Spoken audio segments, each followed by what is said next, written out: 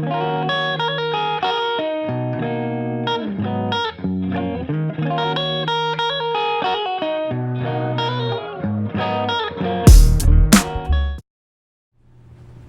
to Trucky Podcast. My name is Sebastian. My name's Jose. Episode number 6, right? 6.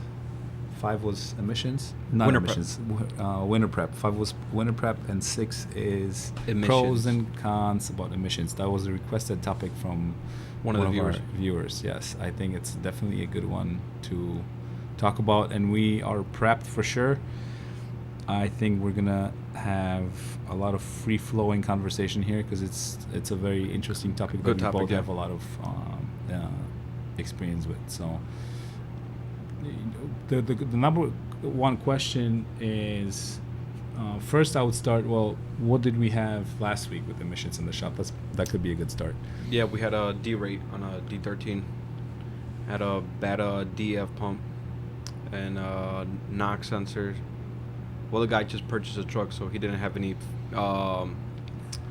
He didn't know what was going on with the truck. He never got it scanned. Yeah, so multiple things were wrong with the DF system, the SCR, and what was interesting is that I think, and I might be wrong, there were codes the first time he brought it, yeah. Right? So I actually did a video before you got here about just checking in a Volvo computer on the dashboard how to check it and what to look for, and we have one truck over there that we were doing some work, and I just explained the simple steps just to check it out and go Google it. Right. Everything is available. I think that like the information, a lot of the codes are repetitively show up, so people start creating content around that, and you can there's a lot of trucker forums out there. Yeah, and either trucker forums or even some Google documents or Yahoo answers. Yeah.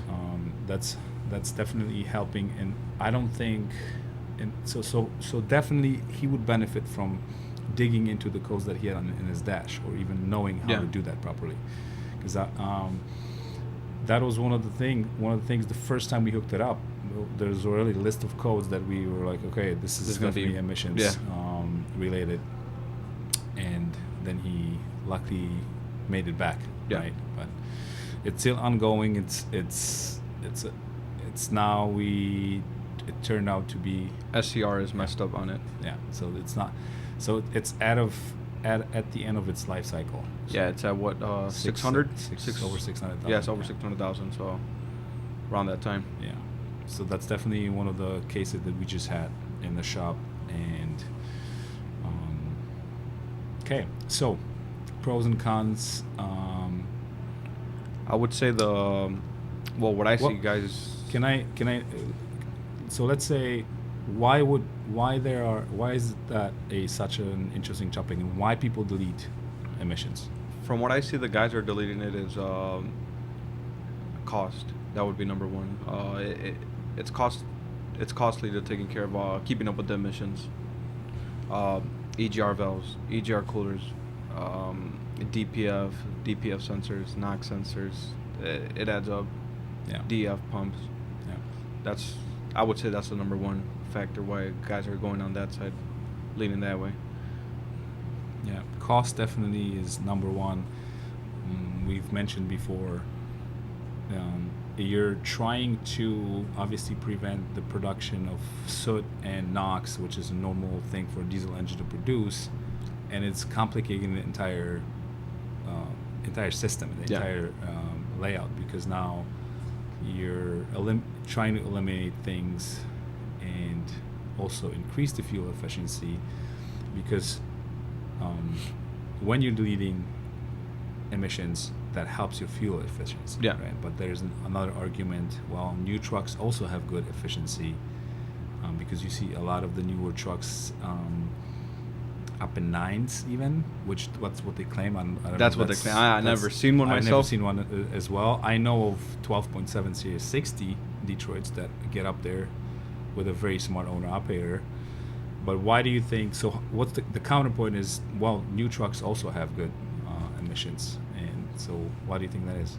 I would say because everything is spec'd out differently on the newer vehicle. That's a possibility. Also is lower resistant tires, direct drive transmissions. Yeah. The automatic ones definitely are going the direct drives.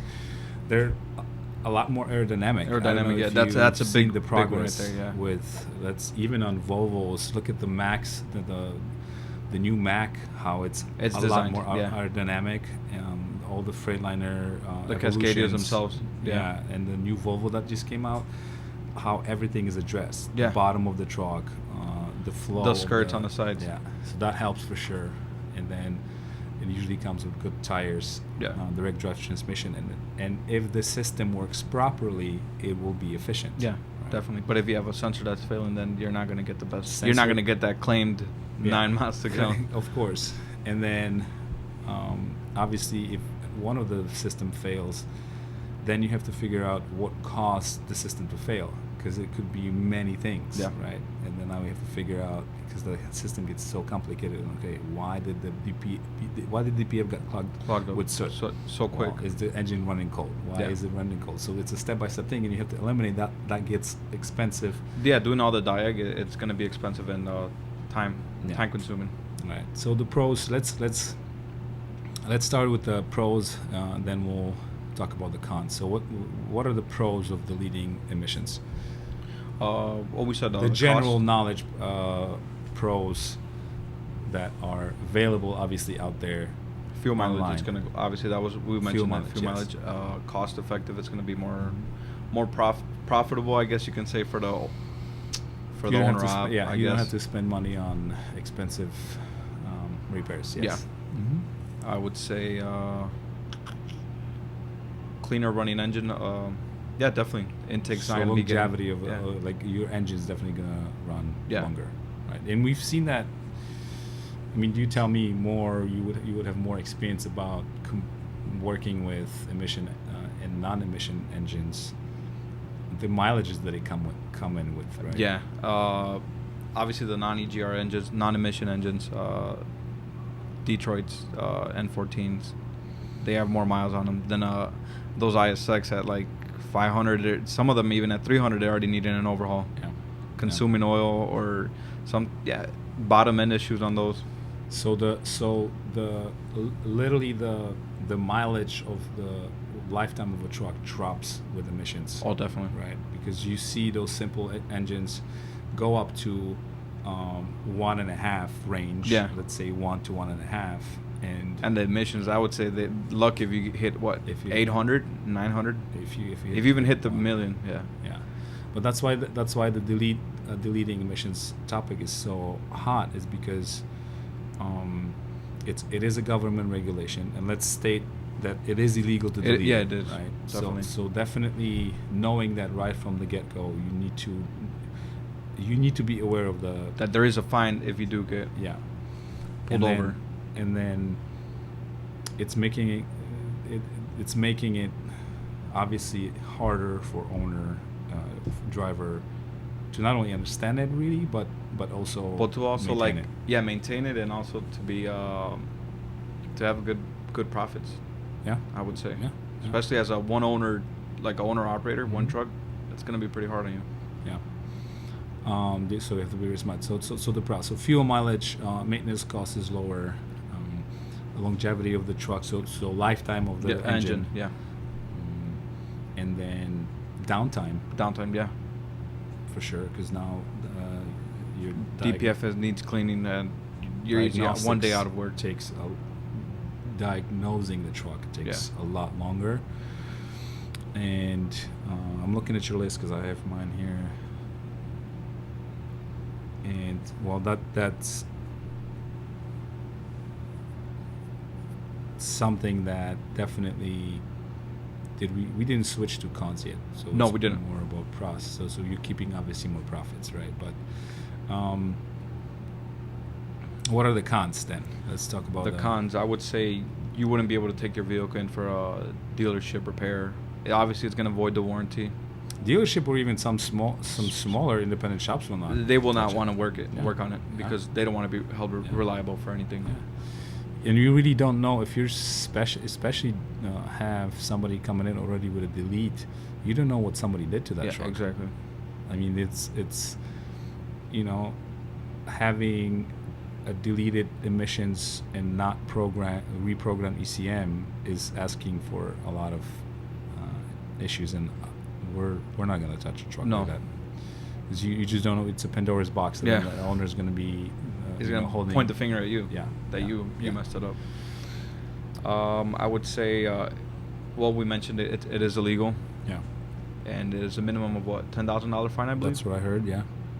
And besides that, also, if I believe if you get pulled over at a scale house or whatever the case is, you might have to be towed into the dealership and have all the emissions put on properly. Make sure everything's working. And now they test it too. Now they test the emissions. So yeah, you have to comply with whatever engine emissions, whatever year of production emissions you had. So definitely the fine is steep. And you have to convert it back to how it was originally. And it's going to be cost. Yeah. It's going to cost to keep up with everything. And I would say if you have bad deletes, then you have another headache of trying to figure out what really went wrong. Yeah. Right? We've seen some collapsed DPF filters. We've seen not reprogrammed ECMs, which that is... definitely that can cause some issues. Yeah, definitely. Sure. Right.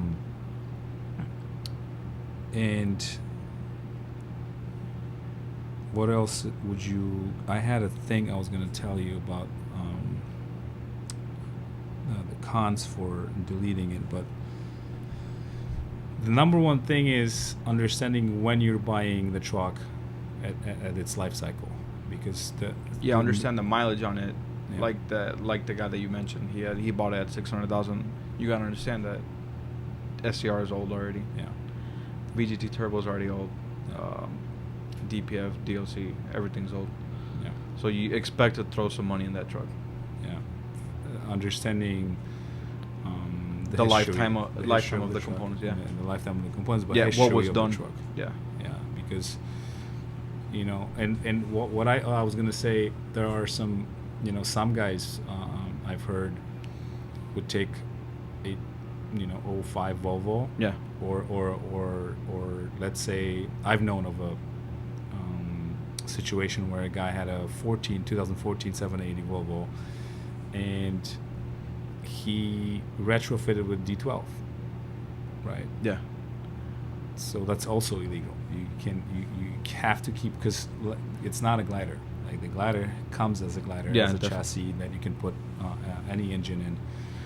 But swapping emissions between production trucks is also illegal. Yeah. So I've known some guys that did that. It's with trucks looking across their lifetime pretty much similar. You could maybe get away with it a little longer, because you would have to check the VINs, pretty much everything. But the title really says. Yeah, it says it all. It's a nuance. Yeah. The title is gonna tell you what the truck is. But I've seen some crazy stuff. If there's a will, there's a way. Yeah. But so, what's your definitely opinion around? What would you say to somebody that's thinking about doing a delete, or if someone's thinking about doing a delete, just keep that in mind. It's gonna be, you're always gonna take that risk. That you should be responsible for the risk you're taking, and things might go wrong. Yeah. And things might get expensive as well. Yeah. Even though you're trying to avoid expenses. Exactly. You might be getting into some legal trouble. The legal trouble, and then maintenance trouble as well if it's not done properly. Yeah. We've looked at some videos online, not in semi trucks, but on the motor side. Automotive side, pickup trucks. There's a ton of a lot of content. Guys. They're buying trucks with brand new trucks, 5,000 miles already deleted. Yeah. Which is it's a big risk to take, especially at that low mileage. You don't know. I mean, obviously you got to do your research on the truck, what kind of truck you're looking for. Yeah. But and then still, you're avoiding the warranty immediately. Yeah, exactly. Powertrain might go out. You never know. Yeah. But that's why the big fleets do. That's exactly what they do. Right? Yeah. If they get a deal on a fleet and they run it to 300,000, 500,000 miles, Yeah. and then it falls on the second owner to repair all that, All the emissions. components. Yeah. It's gonna start. It's gonna start being expensive. So I would say I would want to talk about one more thing: is which segment of emissions, right? So let's say we have three major ones: EGR, DPF, and SCR. Yep. Which ones are the most expensive ones to fix? The last and two. why? DPF and SCR. Okay, so let's start with EGR. EGR is usually roughly cost, I would say. They range. I would say like around like the $800 to $1,200. Yeah, plus labor. Yeah. Okay, so that's not that big of a deal. Then when you start introducing DPF, then it starts to Yeah. accumulate. And why? Got gaskets. You got more sensors involved, so obviously more components being involved. So Yeah. sensors add up really quick. Harness. The filter itself. Yeah. Filter itself, I think it's going for like 2,500 or around Plus, there. yeah, Plus. depending on what model Yeah. you're swapping. Yeah. You could bake it. You can clean it. Yeah, it's always recommended to do that. The first time, at least first or second time, but you're always decreasing the lifetime of that Yeah. filter when you do that. So there's only I don't even sometimes second time doesn't Yeah. even help. Do you know how that process works when you bake it? As far as I know, I think they leave it overnight, baking at a certain temperature. Yeah, they try to get rid of Yeah. all that soot out of that. Yeah. Out of the filter, yeah. And then SCR, which is That's even more expensive. that's even more expensive, but it's I would say the lifetime of a DPF filter. Lifetime. Well, I would do the cleaning at least once a year.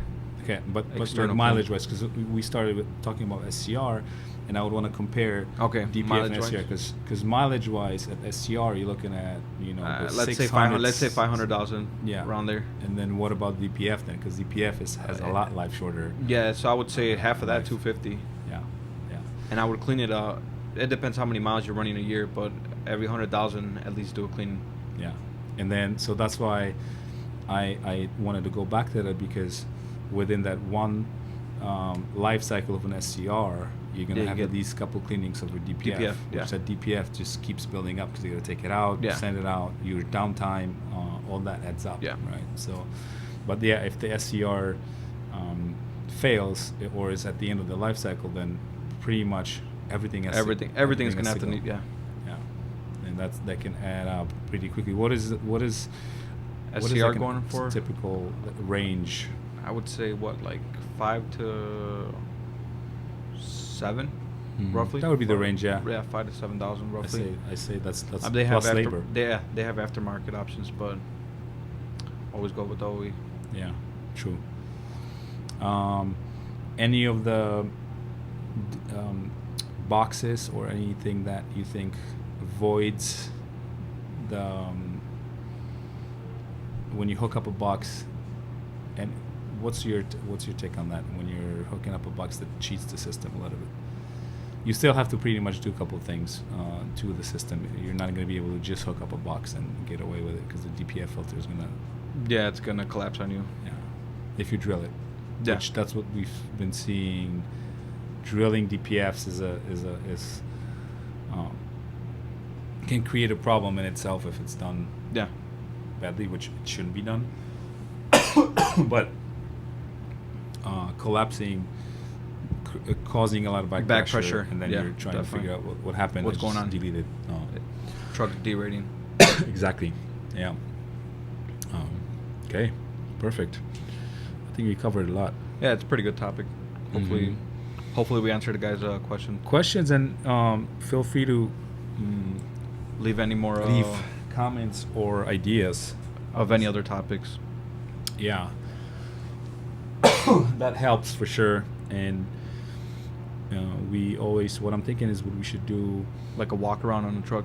walk-arounds, breakdowns of certain Components. and then I would say I was thinking about, because we have a Facebook group, which I'm not really talking about, but I think we should have a community or even the comments have, hey, this is what the truck I'm looking to buy. What would you? And we could analyze the truck, Yeah. or maybe talk about that, right? That would help. Maybe do 1 or 2 per episode, and we could talk about the specific model year Yeah. emissions, and that would help them make a decision, or just give them a little bit more information On the what vehicle. to Yeah. look out for. That could be a What good topic. mileage, yeah. Yeah.